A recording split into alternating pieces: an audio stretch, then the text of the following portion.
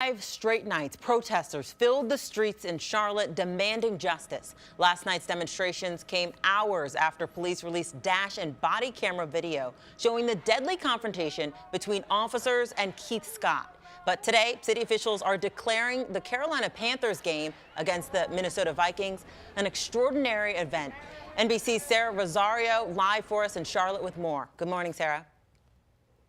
Good morning, Megan. Well, all that means is that local officials are ramping up security ahead of today's game. This as more protests are expected after police released only portions of video that they felt were relevant in the shooting death of Keith Scott, and just a day after his family released cell phone video showing the same encounter. But the problem with both clips is that you can't tell in either of them if Scott is holding a gun, making many people question who's at fault.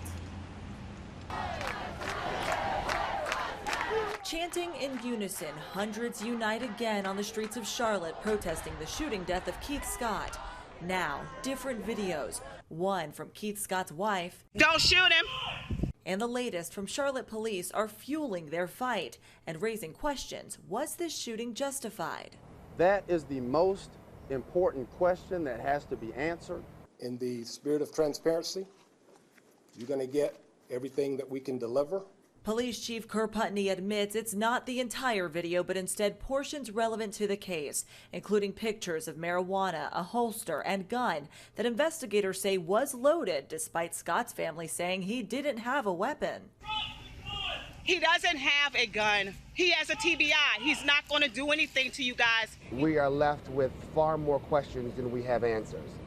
And both parties agree it's too hard to tell in either video, even though police say lab tests show Scott's DNA and fingerprints on the gun at the crime scene.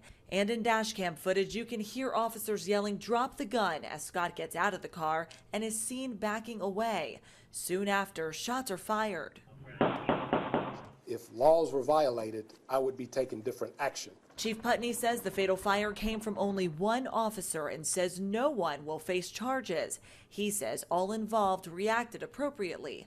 This as the state conducts its own investigation, which Scott's family hopes will prove his innocence. He was an American citizen who deserved better.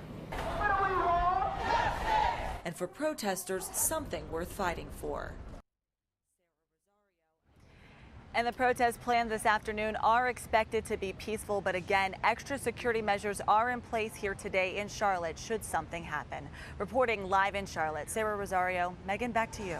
Sarah, thanks.